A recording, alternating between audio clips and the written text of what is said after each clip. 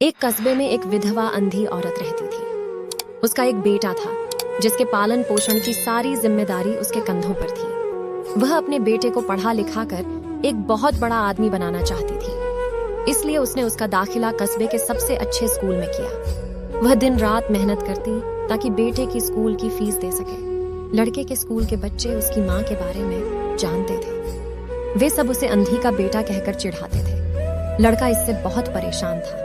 उसे अपनी माँ पर शर्म आने लगी थी। वह उसके साथ कहीं भी आने जाने से कतराने लगा था। जब लड़का बड़ा हुआ तो उसकी शहर में अच्छी नौकरी लग गई। उसने अपनी माँ से वादा किया कि शहर में मकान लेकर वह उसे लेने आएगा, लेकिन वह शहर गया तो फिर लौटकर वापस नहीं आया। उसकी अंधी माँ उसका इंतजार करती रह गई। कई महीने बीत गए, लड़के की कोई खबर नहीं आई। कई महीने बीत गए, लड़के की कोई खबर नहीं आई।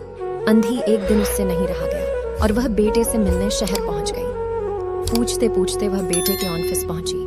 वहां सिक्योरिटी गार्ड ने उसे रोक दिया। अंधी औरत ने गार्ड को अपने बेटे का नाम बताया और बोली कि उससे जाकर कह दो कि गांव से कोई मिलने आया है। गार्ड ने जाकर उसके बेटे को बताया। बेटे ने ऑफिस की खिड़की से देखा तो उसे अपनी माँ गेट के बाहर खड़ी नजर आई। वह ऑफिस में सबके सामने अपनी माँ की वजह से शर्मिंदा नहीं होना चाहता था।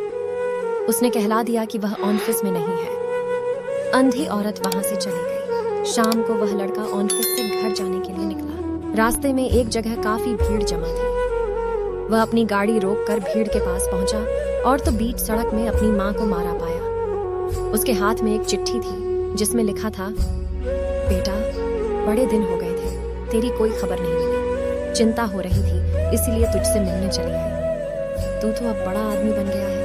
तुझसे मिलना अब शायद मुझ गरीब की किस्मत में नहीं, लेकिन मैं बहुत खुश हूँ तेरे लिए। तूने अपना ही नहीं मेरा सपना भी पूरा किया। मलाल है कि तेरी तरक्की देख नहीं सकती।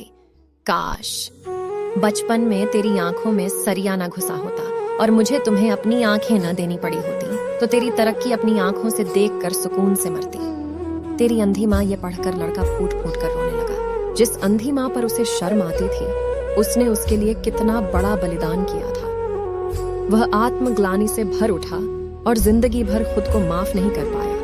प्यारे दोस्तों, इस कहानी से हमें ये सीख लेनी चाहिए कि माता पिता अपने बच्चों के लिए अपना सर्वस्व निछावर कर देते हैं। उनका हमेशा सम्मान करना चाहिए। दोस्तों, यह कहानी आपको कैसी लगी कमेंट जरूर करें।